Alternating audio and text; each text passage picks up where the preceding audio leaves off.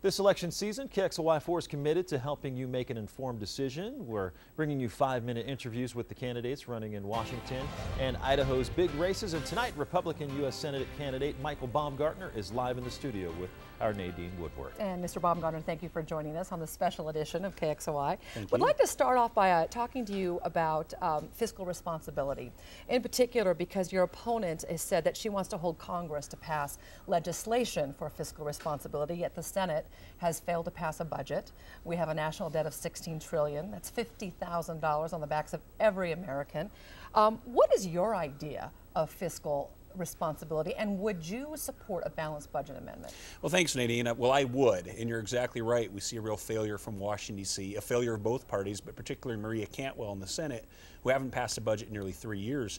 In the state legislature, 2 years in a row, I've helped write bipartisan, reform-minded budgets that have balanced, and I strongly support fiscal responsibility, and it'll be a big asset I'll bring to Washington, D.C. On the subject of jobs, I know job creation is a top priority for you and Mrs. Cantwell, Senator Cantwell. What have you done in the state Senate for job growth in the state of Washington, and what would you do in the U.S. Senate? Well, here in the state legislature, I've been a strong advocate for small business. You know, and I'll note that Senator Cantwell has an F- rating on small business.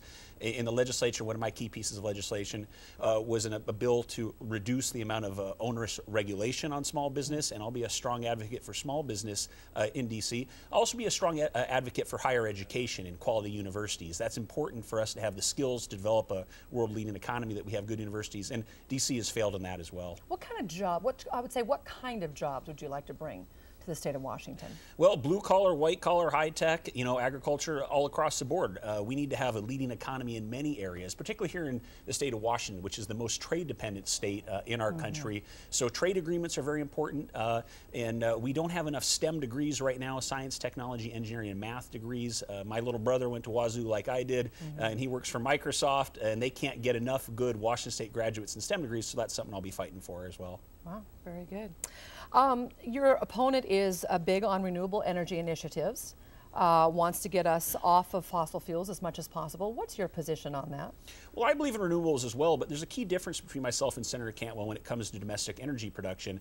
I support the Keystone Pipeline, which I think can bring not only good blue-collar jobs today to America, help our economy today, it also makes us less dependent upon foreign oil. You know, I've spent a lot of time overseas in the Middle East and Saudi Arabia and in Venezuela. I like those countries, I liked working there, but I want them to have as least amount to do with our security here at home as possible. Senator Cantwell doesn't support the Keystone Pipeline. She's a bit extreme on that position, so that would be a clear difference between us.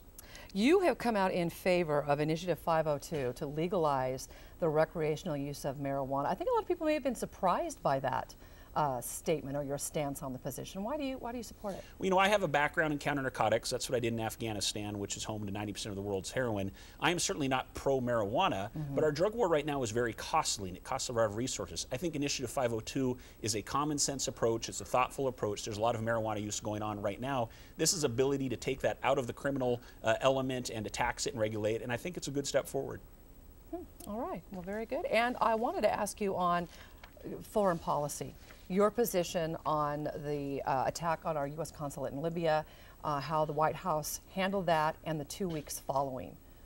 What do you have to say about that? Well, I think it was handled very poorly, and I think it's representative of a very confused foreign policy in the Middle East. You know, I'm a strong advocate of ending the war in Afghanistan and having a more balanced and smarter foreign policy in the Middle East. You know, having been a diplomat in Iraq and served in that country and spent as much time in the Middle East, I think that's a real asset I'll bring overseas as well. You know, frankly, we're putting a tremendous amount of burden on our troops. Many are on their third and fourth deployments. We don't need to build a democracy in Afghanistan. We need to deny operational training space to Al-Qaeda, and so I think we need a reset in the Middle East, and I'd be a very, very strong value for that in the U.S. Senate. What about the disconnect that seems to be apparent between the State Department and the White House? Well, it's obviously information. Yeah, you know, as a former State Department officer, you know, I've seen situations that are chaotic like that. You know, of course, you want to get information to the fore as quickly as possible. But I think what you're seeing is the politicization of this issue in an election year, and that's unfortunate because you want to get the policy right and you want to keep our Americans safe. So let's find out who did this. Let's hunt them down and bring them to justice. But let's also reset and have a smarter policy in the Middle East because we're putting an awful lot of burden on our troops, and it's costing a ton of money. Do you think it was a good thing for Secretary of State Hillary Clinton to take responsibility for what happened? Well, it was. The president needs to take responsibility for this, and we need to get the policy right, going forward. And I think you want to be careful how much of a political football people make this in an election year and not overplay what happened. Obviously, it's a tremendous loss of life. But let's not be naive. We're going to face radical Islamic terrorists for, the foreseeable future, and we need to do that with moderate allies on the ground and not be naive about the threat that we face there. All right, Mr. Baumgartner, thank you for joining us tonight. And tomorrow at 6 o'clock, we will hear from incumbent Democratic Senator Maria Cantwell. So join us for that. Mike? All right.